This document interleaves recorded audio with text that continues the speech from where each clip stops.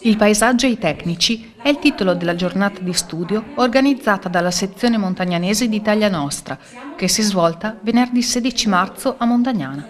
È stata l'occasione per mettere in evidenza l'importanza del paesaggio, il rilevante ruolo e la responsabilità che i tecnici hanno avuto in passato nella pianificazione e gestione del territorio.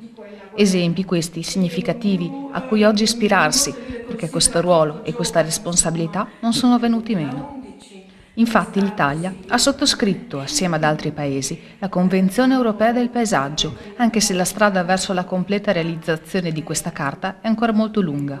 Il convegno ha voluto proprio puntare lo sguardo sulla necessità dell'aggiornamento dei tecnici locali che sono capaci ancora oggi, come nel passato, di evidenziare i tanti importanti aspetti che fanno del territorio un bene ambientale, paesaggistico e culturale, così da poter pianificare interventi in maniera corretta e rispettosa.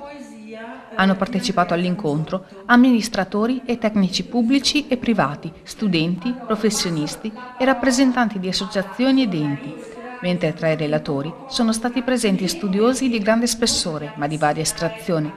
proprio per ribadire che l'approccio al paesaggio deve essere multidisciplinare e coinvolgere non solo ingegneri e architetti, ma anche paesaggisti, agronomi e forestali, geologi, geografi, storici e persino poeti e scrittori, ricordando i grandi contributi lasciatici da personaggi come gli scomparsi e compianti Andrea Zanzotto, Mario Rigoni Stern, Eugenio Turri e tanti altri.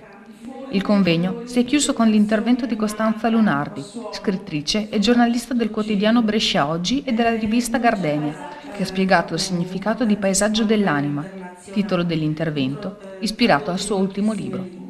È il paesaggio reale, vero, ma filtrato attraverso l'esperienza, nel caso di cui ho parlato io, della scrittura, insomma, il paesaggio letterario, ecco, il paesaggio che si è depositato nella poesia, nella scrittura e che assume un valore particolare perché è assorbito dallo scrittore perché è il luogo amato, appunto luogo amato, quindi luogo dell'anima, ma nello stesso tempo per il fatto di essere stato fissato per sempre nella scrittura rimanda nel paesaggio vero da cui deriva una luce particolare, un qualche cosa di più. Sappiamo che i Colli Euganei sono stati hanno rappresentato un luogo, appunto un paesaggio dell'anima per Francesco Petrarca, sono già passati 8 secoli.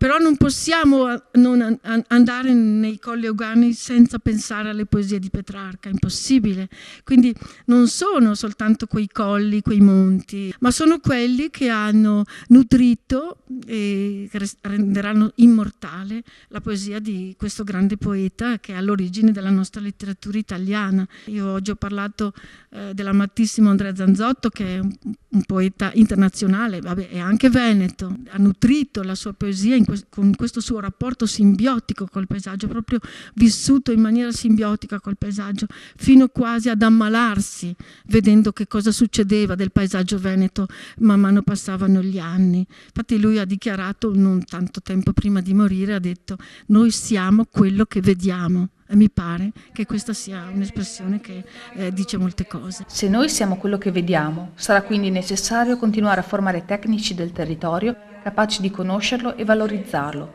ed in grado soprattutto di educare le prossime generazioni al rispetto dell'ambiente.